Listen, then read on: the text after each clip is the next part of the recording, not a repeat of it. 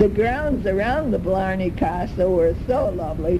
They had huge stones, some as big as small houses, just huge. You couldn't believe it. I don't know what an uproar that was when all these stones came tumbling around, up or down, in the centuries and centuries ago. We went to no, we didn't go to a pub. It was halfway, but more like a restaurant. And we ate lamb, Irish stew, and then we had it was Sandy's fault. She said, yes, let's get that huge, chewy, chocolate black cake with fudge syrup on it and 4 scoops of ice cream. We could hardly walk home. We were staggering. Oh, my God. Now, we didn't eat any scones there, but the scones, we did eat them someplace else.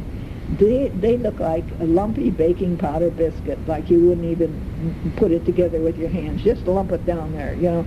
And then they're covered with powdered sugar, and they're filled with raisins and currants, and you take it and cut it in two, and you slab on the butter, and then you slab on the strawberry jam, and then the fresh whipped cream. Oh, God. Then you better enjoy another pound on. We went and we walked 2 miles.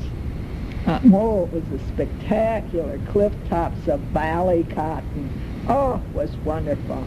And the Atlantic Ocean was right there. And this was just as smooth as can be, not a ripple. And there were many, what would you call them? Step-throughs is what I call them. It's like a small wall about 4 feet high, a couple of feet wide, and then another one in an angle to the first one. And we could step through. We started through, and then you turned kind of sideways, and you went through. But the cows could not go through. Now, obviously, they're a little larger than us.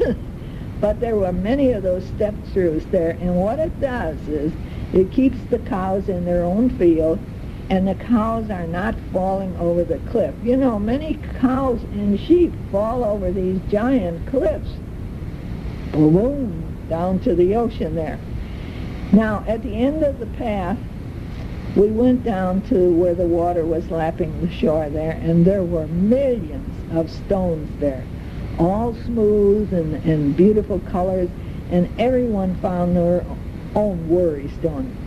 Maura says, get yourself a worry stone, then you don't have to worry. No, well then all our worries are gone. As long as we got a worry stone, we'll let the stone worry about everything.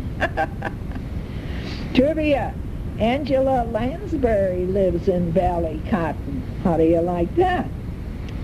Now, we stopped at the inn for a bite, and I took my staff on that walking, and was I glad that I did that, because I enjoyed the walk, and it was great to start, and then all at once you were walking, and I had to take off my golf rain gear slacks, then I had to take the jacket off. It was too hot. It was just a day that didn't have rain in it, you know, and so it was warm. And the cows all up there, they were the black and white ones, and we were walking along, and they'd look at us, and we'd look at them. That was it. We didn't talk. So after that, we went to the Jameson Heritage Whiskey Plant, you know, and we had a tour and a sip of whiskey. And that was so nice. I really enjoy going to places and seeing how they make things and the steps. They do this and do that. And then Bob was chosen to sip, or is it gulp, 6 different whiskeys. And then he's supposed to decide the best one.